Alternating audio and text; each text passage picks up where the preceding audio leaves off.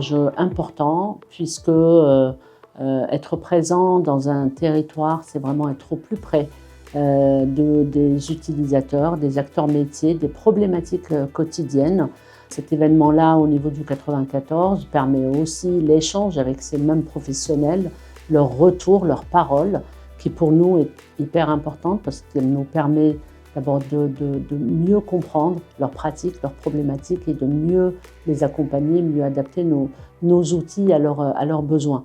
Alors, dans le 94, mais dans toute l'Île-de-France, nous travaillons de concert avec les directions départementales de l'ARS, avec les CEPAM, puisque vraiment un fort partenariat de travail au quotidien qui se décline au niveau des équipes, vraiment au plus près des structures de santé.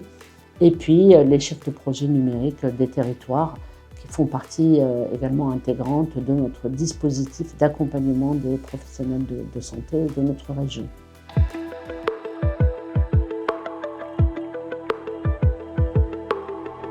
Alors, l'enjeu majeur du numérique, c'est d'abord se dire que le numérique est un levier formidable pour améliorer des conditions de travail, apporter de la sécurité de prise en charge, de la qualité, en permettant aux professionnels d'échanger des informations, d'être outillés, d'avoir des remontées d'alerte, des choses de ce type-là.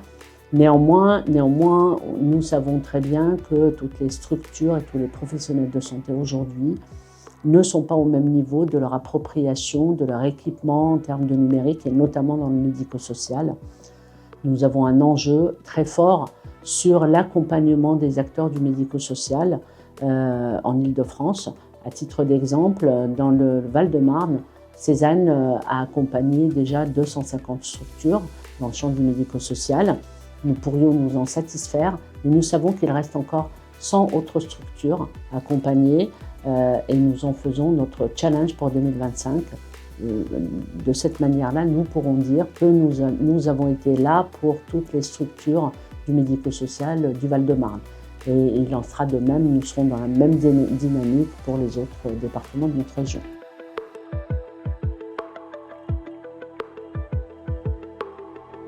Alors, nous avons parlé de Santé Lien, qui est notre outil régional pour appuyer les besoins de prise en charge coordonnée. Dès lors que les professionnels sont confrontés à une prise en charge multiprofessionnelle, multistructure autour d'un patient, eh bien, l'outillage de coordination est là pour justement fluidifier les échanges, permettre de tracer ces échanges, permettre d'interagir également avec le patient et ses aidants. Donc ce sont vraiment des outils que nous avons commencé, notre nouvel outil en Île-de-France est en cours de déploiement.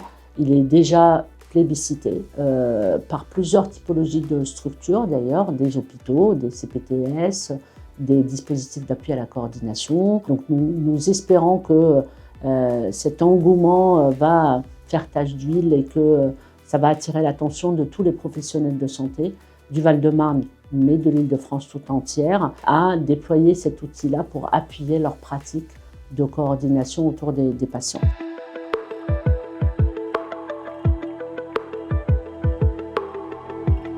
Nous avons aussi évoqué le sujet de la cybersécurité.